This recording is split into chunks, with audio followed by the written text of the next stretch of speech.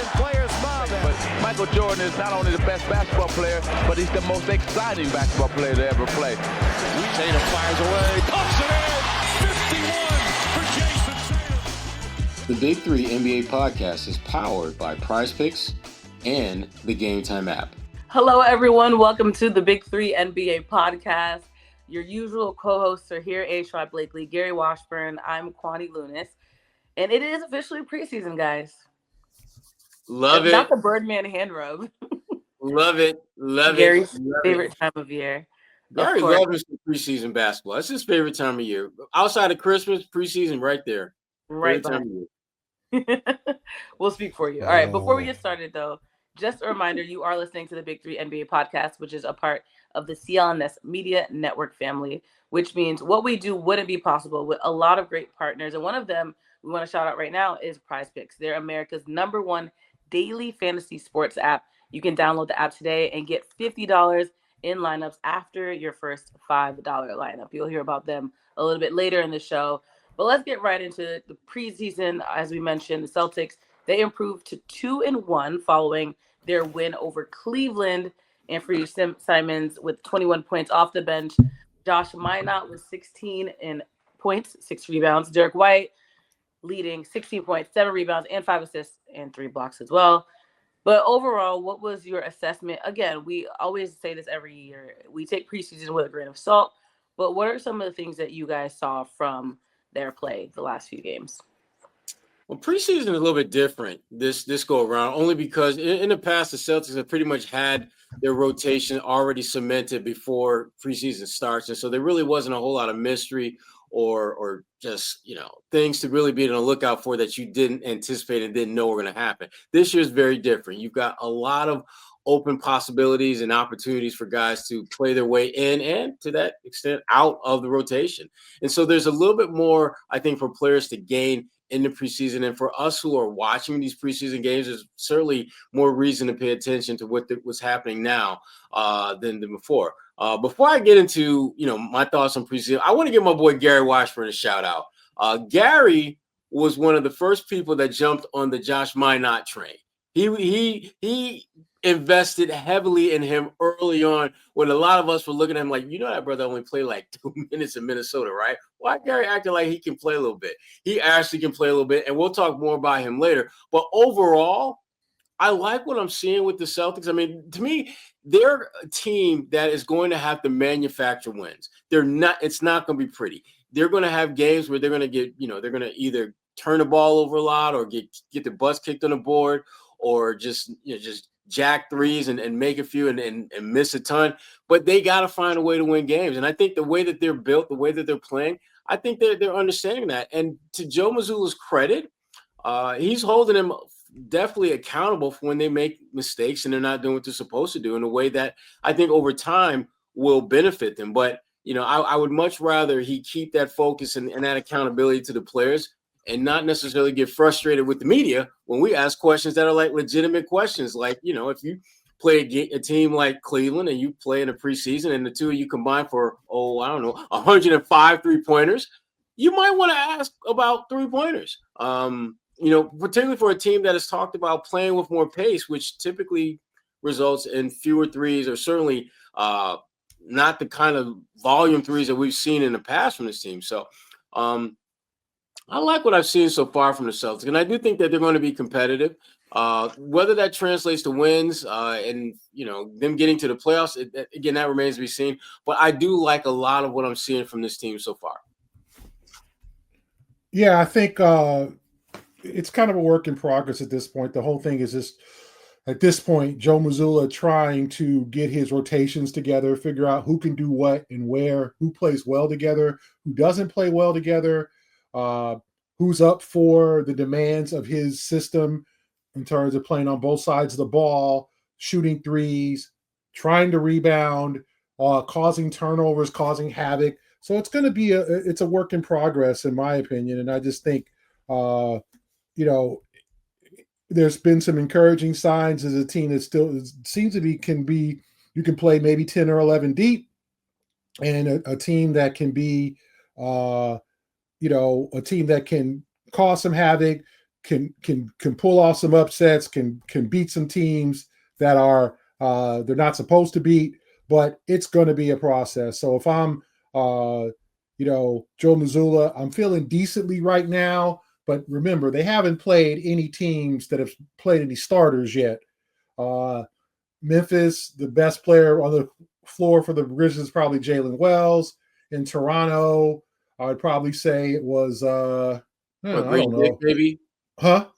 Grady Dick for them? Yeah, Grady Dick was probably their best player. And then last night, it was a bunch of just G Leaguers and guys, Jalen Tyson, a former first-round pick who still is trying to find his footing, might have been the best player. So you're not going to it's hard to really judge right now how good this team is, but you can see some reasons to be encouraged in terms of the roster, some of the newcomers.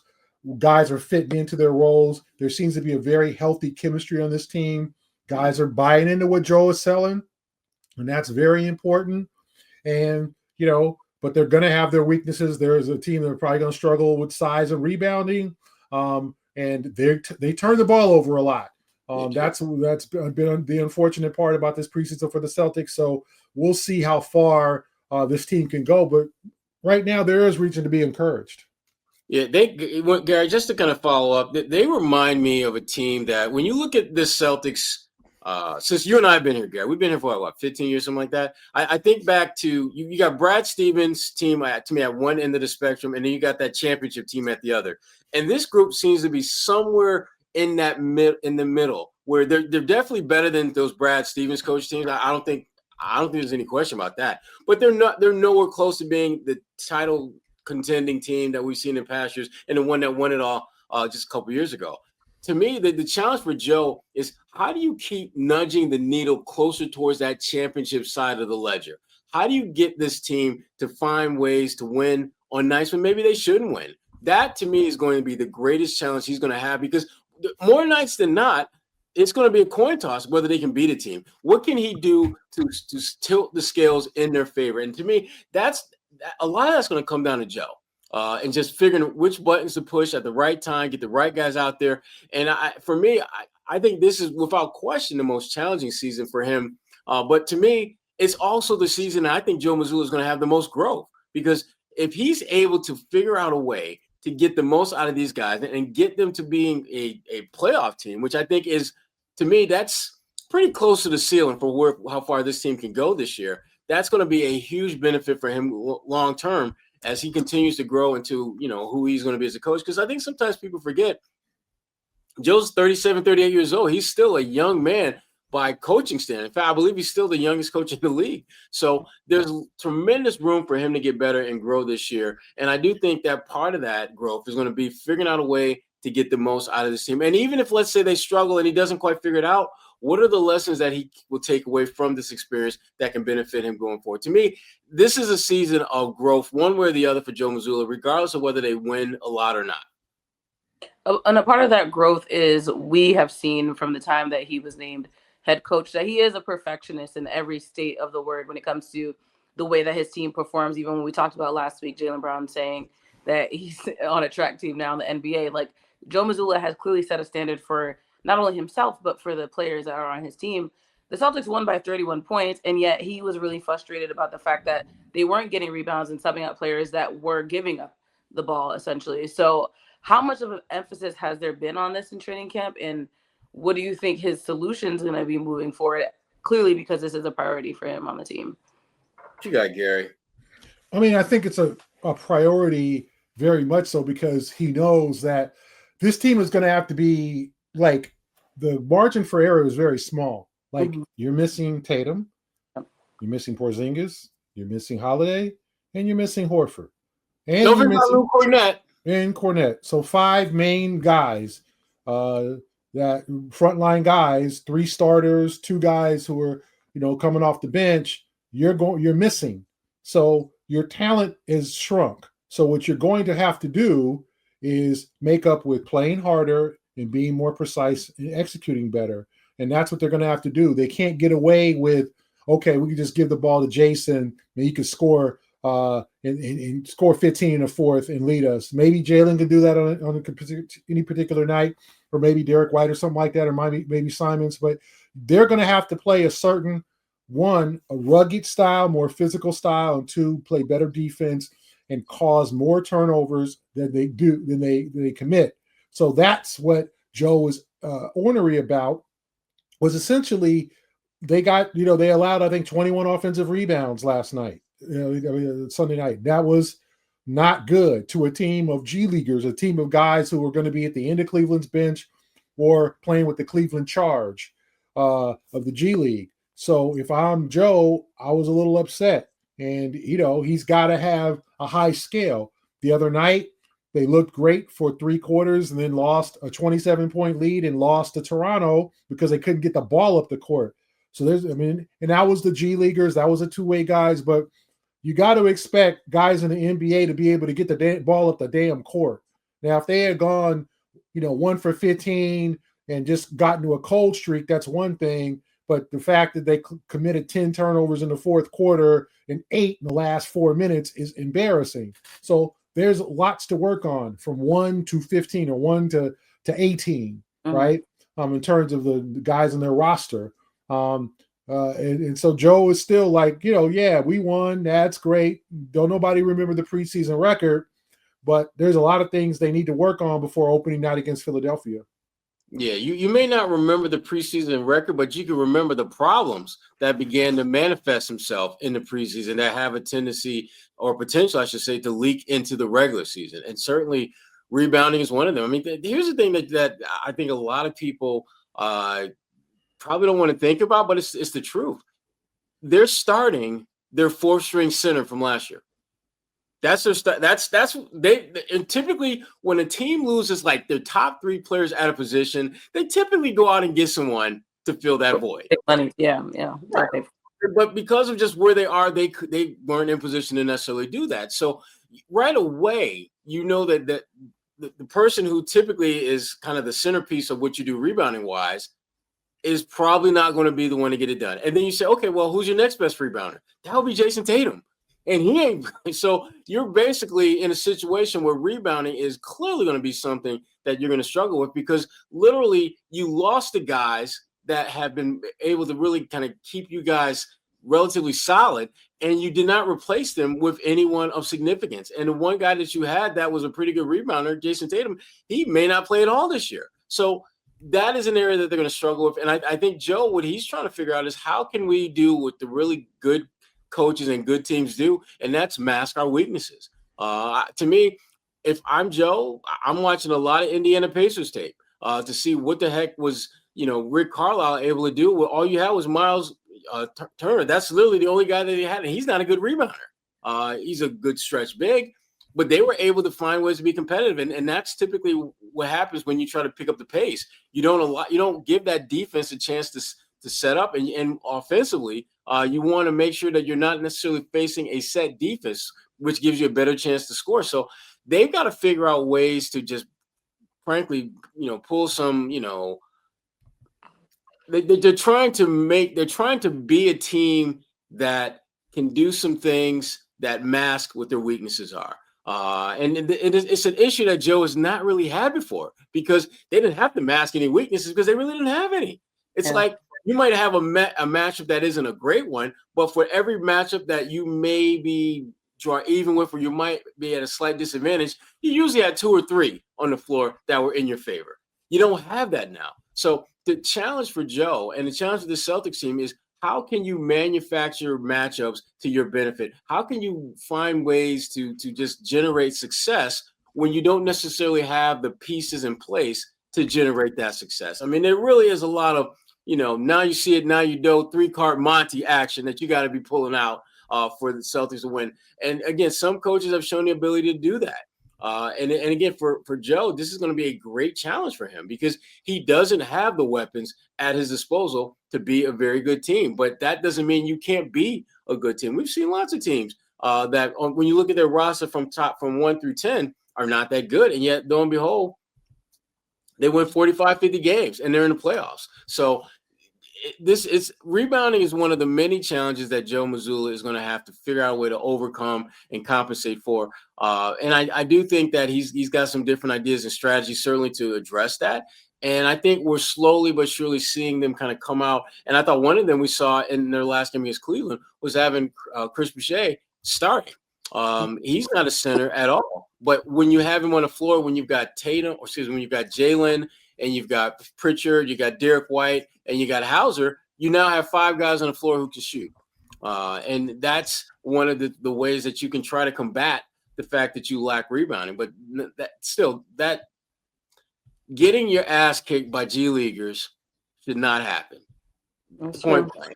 And that's exactly what Cleveland put out there. They had a bunch of G League guys out there who were absolutely crushing you on the glass.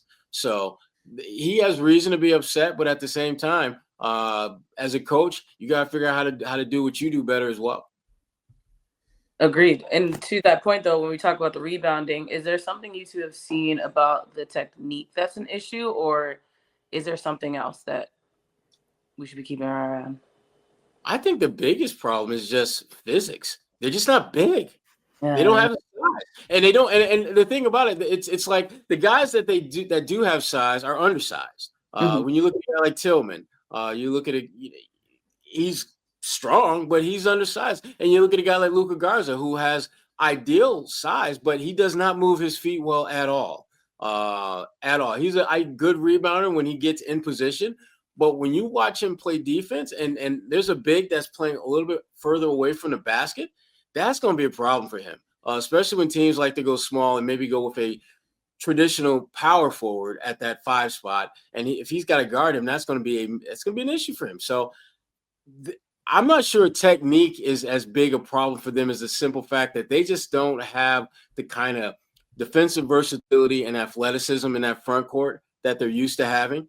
I mean, think about it. The one guy that maybe the least athletic was probably Luke Cornett, and he was a solid defender. He became a very solid defender for them. And you don't have anything close to that. I mean, Keita has athleticism and all that, but he's been kind of weird in the preseason. I don't think he's been very good. I don't think he's made the most of this moment the way that I think thought he would. Yeah. So he's been a bit of a disappointment. Luka Garza he's playing the best that he can, and I'm under no disillusions that he's going to be anything other than what we've seen. Flashes of being a pretty good player, but there's some defensive deficiencies that I just don't know if he'll ever be able to make up for. And Boucher, he's going to have to play bigger than he is, and I just don't know if he's got that in his game at this point. And Tillman, he looks healthier. He definitely looks healthier, but I'm still not sold on whether he can impact them the way they're looking or they need him to do. So lots of problems, lots of issues for Gary's boy Joe. But no, you good. Yeah, I just think, like Sherrod said, it's size. You lost a good chunk of rebounding with Horford, with Cornette, with Tatum. Even Porzingis could grab rebounds, so could Drew. So you're missing that, and you don't have that dude who can come in there and get you 15, 18 boards. Like that dude can just gobble up boards, who just has that knack. Keita can, but he's also got to stay on the floor. He's also got to avoid foul trouble. He's also got to play the right way. And like Sherrod said, he's not had a good preseason. He looked completely lost out there against Toronto. He looked a little bit better against Cleveland. We'll see. I mean, is he going to be in that opening night starting lineup against the Philadelphia 76ers and maybe Joel Embiid? We'll see. Because right now he has not earned it. He has not looked like that dude. Okay, he is ready to be an NBA starter. He looks lost out there. And so I don't know if he'll play against Toronto on Wednesday, but he's got some stuff to prove over the next week or so before opening night. But I also think that they're just going to need to be crafty, to read where the ball comes off the rim, to have a little bit more want to than the opponent. That's how rebounding, a lot of what rebounding is want to and technique, knowing where the ball's coming off the rim, fighting for it, tipping the ball away, tipping it to your teammate. If you can't gather the ball, like it's going to be a lot of Bill Russell stuff out there, a lot of fundamental technique. People, ask about the great Bill Russell. He was only 6'9". There was people in the NBA at his time that was bigger than he was. He was not like he was 7'3". He was not Will Chamberlain, but yeah, he was grabbing 35, 40 rebounds a game. That's want to, that's heart, that's drive. That is not anything more than that. And it's great technique and it's being a great player. But Bill Russell was like, you're not getting this board. I am. And look at Moses Malone, one of the game's great rebounders. Moses was not no 7-footer. He was like 6'9", 6'10", right? I mean, so it is possible to be a great rebounder and not be 7'2", 7'3", but you got to want to. Let's look at Dennis Rodman, right? It's technique. It's getting under, setting a good, blocking, boxing out well, all the little technique that you have to do, and also wanting to. So we'll see if the Celtics do that over the next week. Yeah, and Gary, as you're going to go through those names, I think back to some of the conversations I used to have with Ben Wallace, who's a great rebounder. And the one thing Ben used to always tell me, or he would always say when people would ask him about just, keys to being a good rebounder, even when you don't have great size, his thing was always do your work early. Rebounding is dirty work. Do your dirty work early. And he would elaborate on just basically saying, get position. You have to instinctively believe where that ball is going to go. You have to be almost like clairvoyant about it, where you know where it's going before it gets there. And for him, it became a muscle memory thing. And I think for the Celtics, they need someone to develop that, the ability to just sense where the ball is going to, carry them off the rim, and start making strides and movements in that direction. That goes a little bit beyond just will to. That's part of your technique. To be a good rebounder. And I don't think the Celtics have any guys that instinctively think that way. I think for most of them, they're thinking about, well, let me just get this guy on my back and let me get inside position and then I'll rebound. When in fact, it's much more, there are much more nuances to rebounding than just that. And if they don't figure it out, they're gonna be a lot of games like we saw, against Cleveland, as far as like getting just absolutely cracked over the head on the boards. And the thing is, as Gary, as you pointed out earlier, it's not like you playing Donovan Mitchell and Jared Allen and Mobley and Joel Embiid types of the world. Just imagine if the G Leaguers are cracking your head now, what are those guys going to do? And I think that if you're Joe Mazzulla, that's the part that keeps you very uneasy about what you've seen so far. You're struggling at this one particular facet of the game against guys that literally aren't even going to be on NBA rosters in like two weeks. And so if that's happening now, it's scary if you're Joe Mazzulla, I think, to think what's going to happen when the talent at that particular part of the game gets appreciably better. Well, there's one player I would nominate. I think Josh Minott should say, why not me for that role? But all jokes aside, we are going to talk about him in just a second. But clown.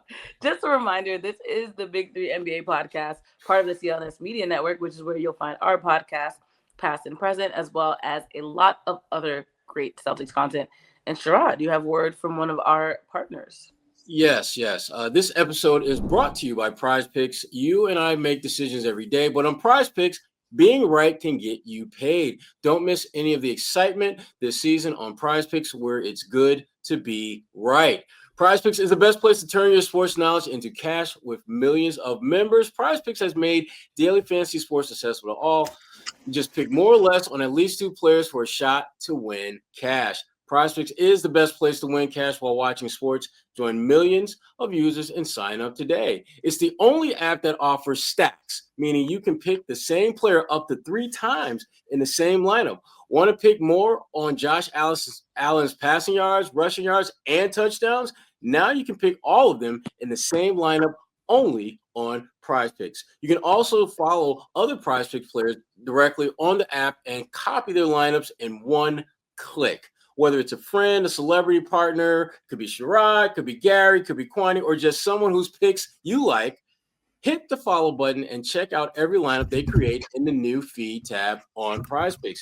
And as always on PrizePicks, you can mix and match your players' projections from different sports, whether it's basketball, football, we got hockey kicking up, esports is around, and much, much more. How do you get in? It's real simple. You just download the app today, use the code CLNS to get $50 in lineups after you play your first $5 lineup. Again, use the code CLNS to get $50 in lineups after you play your first $5 lineup. PrizePicks, it's good to be right. Mm-hmm. All right. Well, I was joking about the Minot thing. Well, when it comes to rebounding, I think everyone should prioritize it. But Sherrod, you mentioned earlier in the episode how he stood out to you more than you expected. What would you say has been your biggest revelations from him now that we've hit the preseason? Truth be told, consistency.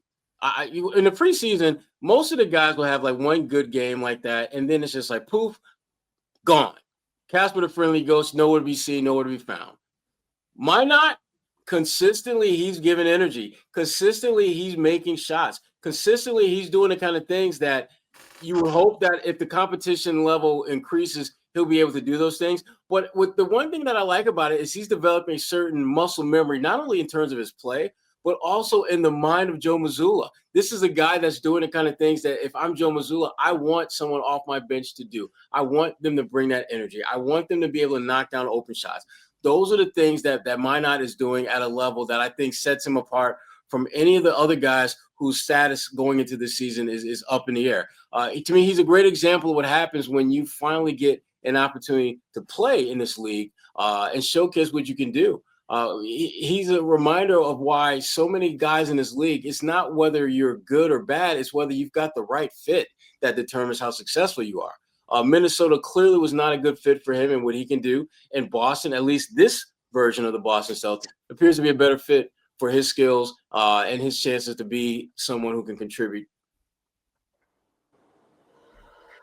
Yeah, I mean, I think what he's done is he's just kind of been active. He's been around the ball a lot. He picks up rebounds. He makes things happen. He has a knack for just being in the right place at the right time. And he reminds me of a guy that he was teammates in Minnesota, Jaden McDaniels. Like, Jaden is not a guy who is going to be a superstar, but he could be a superstar in his role. Defense, stretching the floor, hitting a three, getting the rebound, showing some athleticism. And Jaylen Brown said something very interesting today. He said at practice that, he is Minot is that wing that the Celtics have been seeking for, needed for a few years. Mm-hmm. And I think that's good news for Celtics fans who are looking for a new guy to like and a new guy to support and a guy that could be here for a while. There's not so much good news for Jordan Walsh because Jordan is hurt now. And Jordan, that was supposed to be his role this year. The wing, kind of lanky, I'm messing up. Gangly, yeah, whatever. Yeah, gangly. 3 and anyway, Let the man speak, Guadalupe. Anyway, moving forward.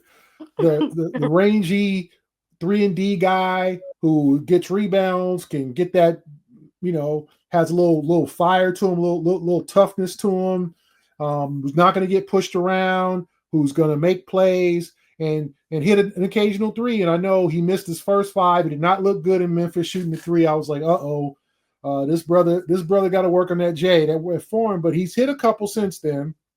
And all you need him to do is be respectable. Right. You don't need to be Steph. Just be respectable behind the 3-point line.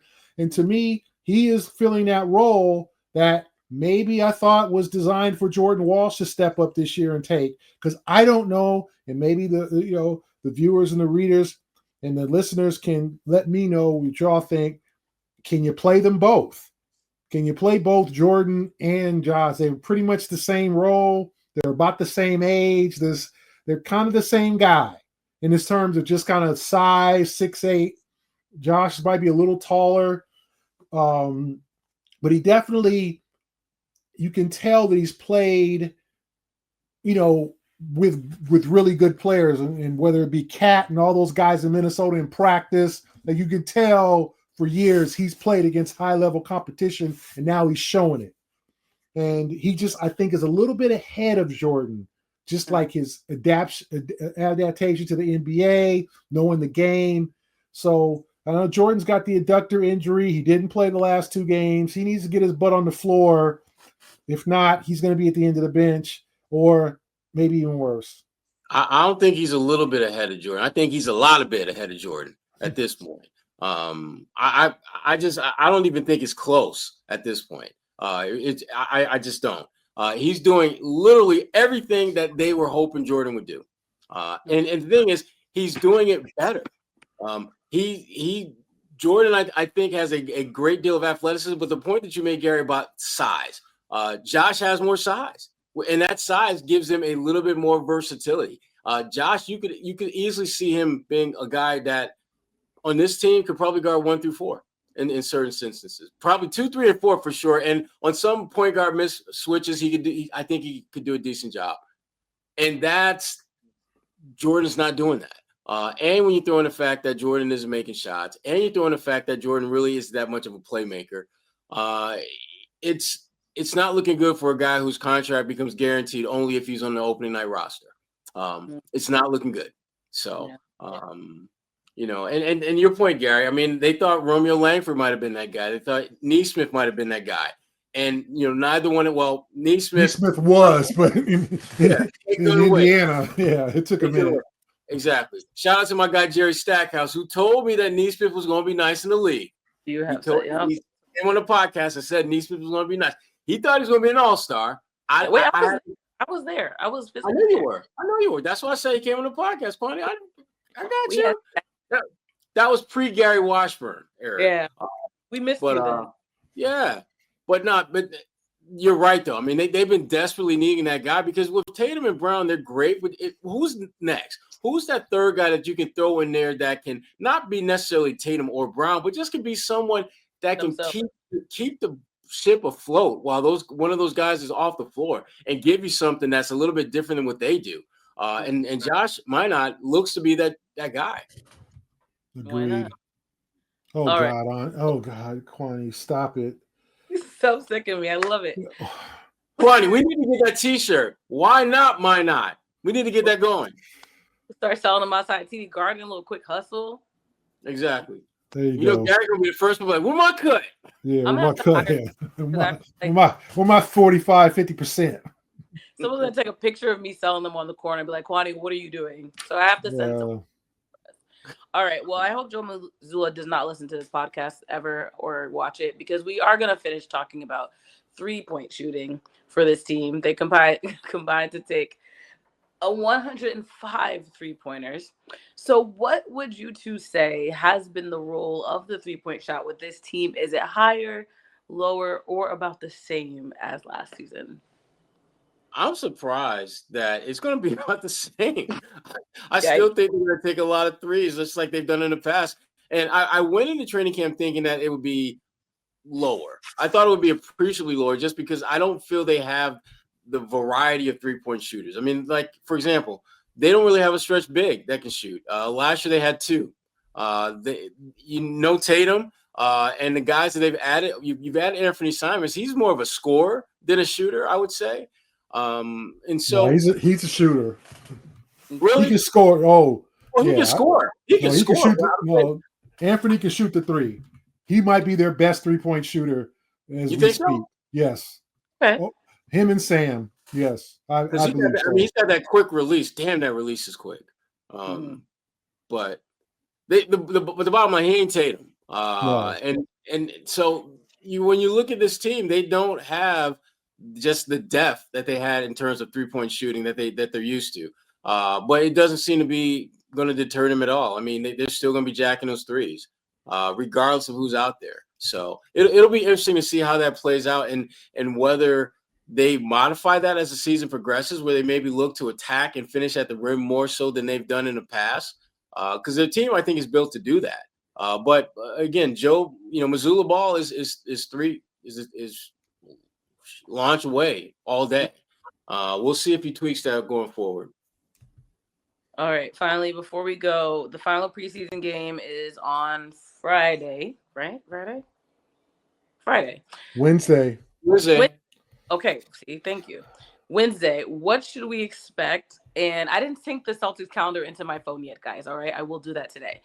But what This season will be over by then, Kwani. What the hell? I know, but I actually synced the regular season calendar. I forgot to sync the preseason calendar. Gary, she's taking the preseason off, Gary. That's what she's saying. She's taking the preseason off. Load management. I have the Patriots calendar synced into mine now, obviously. All right. So for the final preseason game, though, what have you guys seen enough to get a feel of what the rotation will look like? But also, what are you expecting in this final game to give you more insight if needed? What you think, Gary? Well, I think 4 of the starters have been established. I think Brown, obviously, and White, Pritchard, and Hauser. Now, the center, it could be Boucher. It could be Queta. The fact of the matter is Queta's done nothing to earn any type of starting spot, but he might be because he's 7 feet. He's 6'11", 7 feet. Yeah. Every day. Yeah, they don't stop. So I think those are the 4 starters. I think they're getting Anthony used to coming off the bench. And I think that's a role he'll have to warm up to. Remember, he did come off the bench his early years when he's playing with Dame and CJ in Portland. So it's not something he hasn't done before, but he's got to get used to it. It's like, I guess maybe like riding a bike because it's been a few years. He's been a starter the last 3-4 years in Portland. And they're trying to get him comfortable in that role. But to me, you got to have like those 4, Queta and Boucher might be the 5th, and then by not Simon's coming off the bench, Garza coming off the bench, or maybe Garza might start on occasion. I think that don't sleep on Luka Garza. I think he's been good in the time he's played. I think he'll be fine. And I think that's kind of your front line rotation at this point. I'm not sure about some of the other guys. Like, will Ugo get some minutes? Perhaps. I think he'll get some spot minutes here and there. But I don't.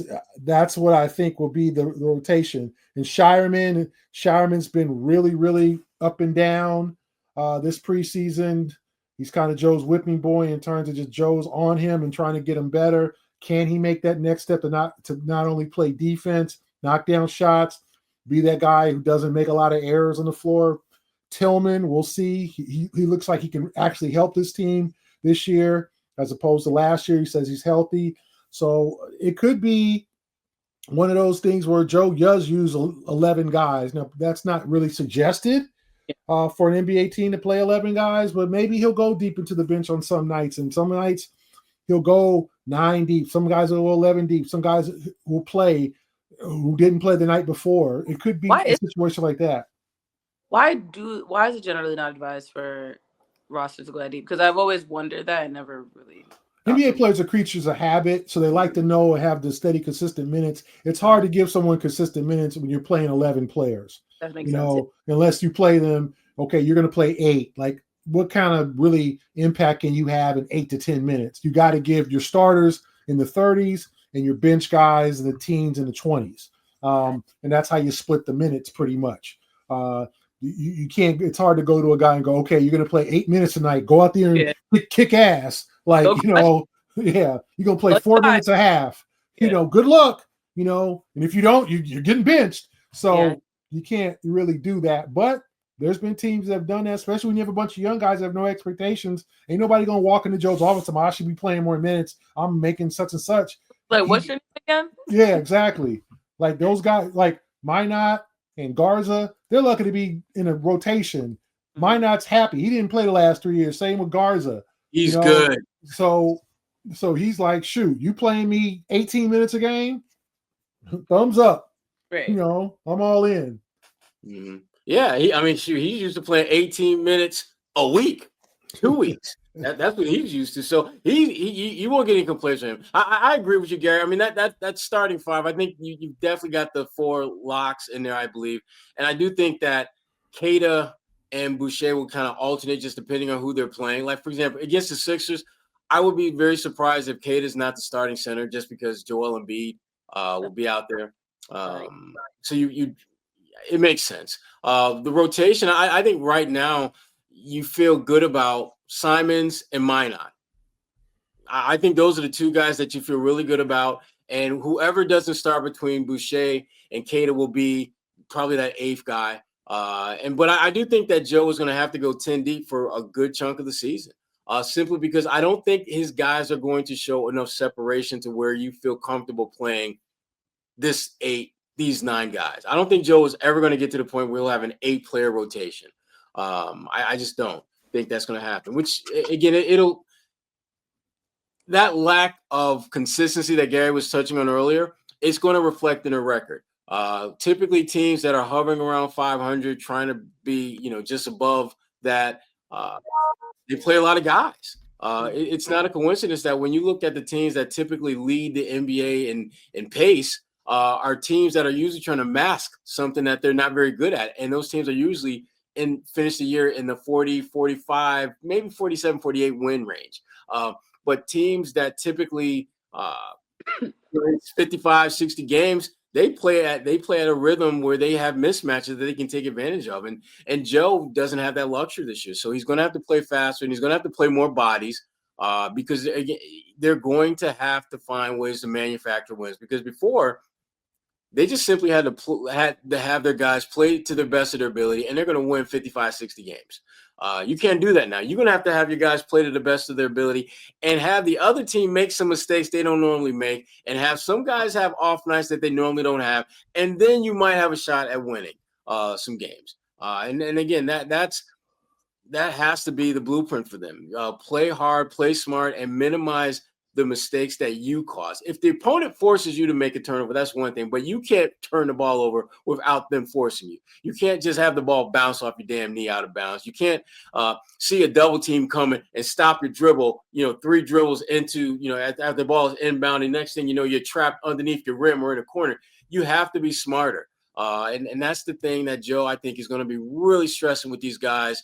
And by guys, I'm talking about everyone who's not named Jaylen Brown, Derek White, Peyton Pritchard, and Sam Hauser. Because the rest of the guys, those are the ones that are going to make or break this team this year. Because the 4 guys that I just mentioned, they're going to be all right. They know how to play. Hell, they won a championship, so they're good. They know what's going on to win a championship. And even though Keita also was part of that championship squad, he was your 4th center.